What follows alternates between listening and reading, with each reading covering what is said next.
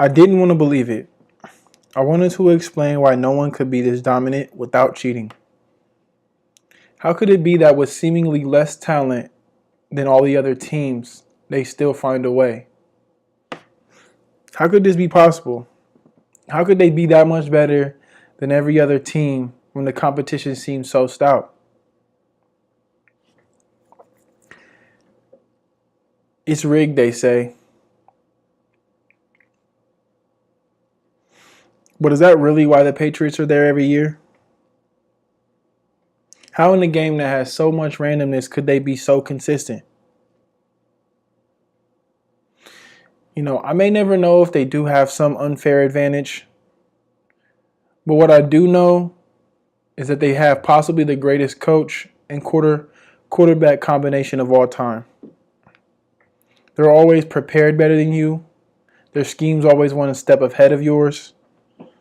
And Brady will always put their offense in a position to succeed.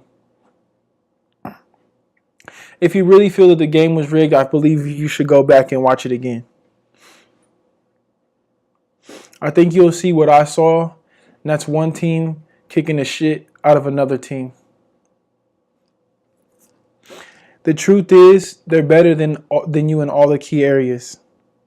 A better coach, better offensive line, a better defensive line, and a better quarterback. It's no mistake the Patriots haven't drafted a quarterback or a receiver or a running back in the first round in the last 10 years. Obviously, the quarterback's because Brady's been amazing. But running backs and receivers are luxuries.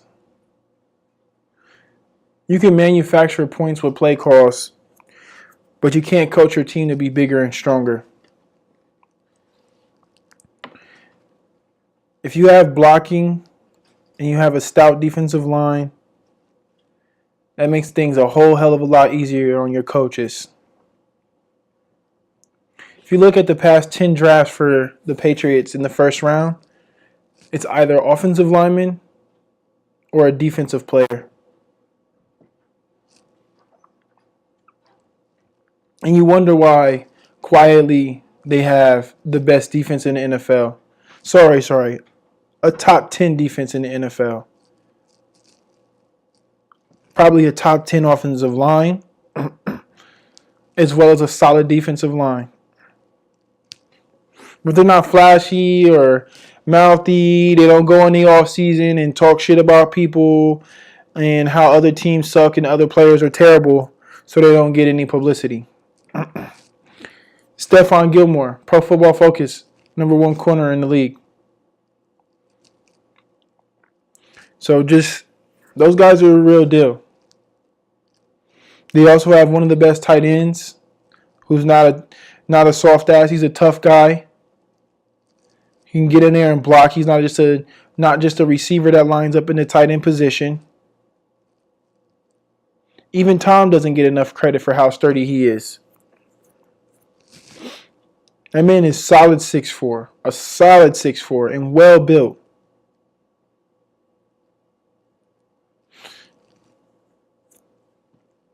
The Patriots are the bullies of the NFL. Any team that comes in there and expects to beat the Patriots better be very physical, especially in the trenches. People think the Super Bowl last year and this year probably they're saying the same thing. It's going to be about Brady and Goff, and last year was about Foles and Brady and these different things. And no one's really talking about the fact that these Super Bowls were going to have a lot more to do with Aaron Donald and John Sullivan, and the Patriots offensive line, and John Simon, the defensive lineman for the Patriots. Just like last year, had a lot more to do with Jason Kelsey and Fletcher Cox. It's no accident the Patriots are where they are. They build that team up from the inside out. That's why in a year when you would think, they don't have receivers. Oh, they don't have a great running back. Oh, they don't have this. They don't have that. They're still there. They still can compete, and Obviously, Brady always puts them in a spot to do so. But Brady doesn't block for himself. Put Brady behind a terrible offensive line, he isn't the same guy.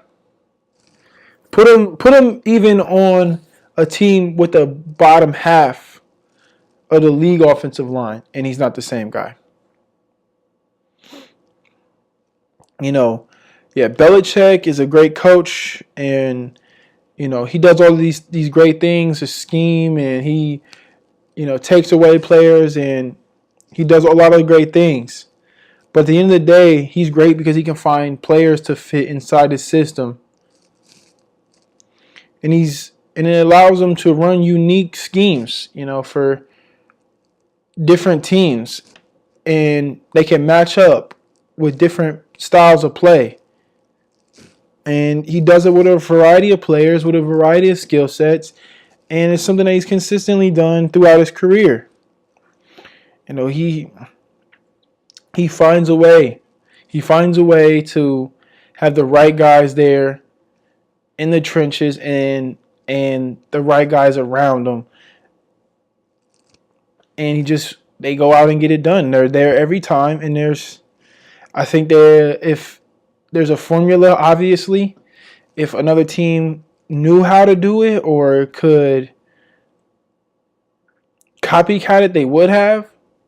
But I don't think they're looking in the right places. I think teams give Brady all this credit. They give Belichick all this credit, and they think that's what's causing them to lose. And some of it is, maybe 40%.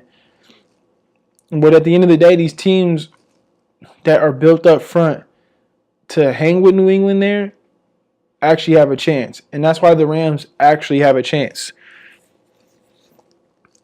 I think the rest of the league either will adapt or they will continue to get victimized. It seems like the league is moving towards these flashy playmakers like Tyreek Hill and, Joe Mixon, guys like that who make these flashy plays or whatever. But I think that couldn't be further from the truth. And I think this year it was on full display. I think this year's playoffs really, really encompasses my philosophies on football. And like I say, it can and always has been about who's bigger and stronger. But that's it for today. I'll be back next week to do my Super Bowl preview. Actually, that'll be a little later this week. So catch you guys next time. Peace.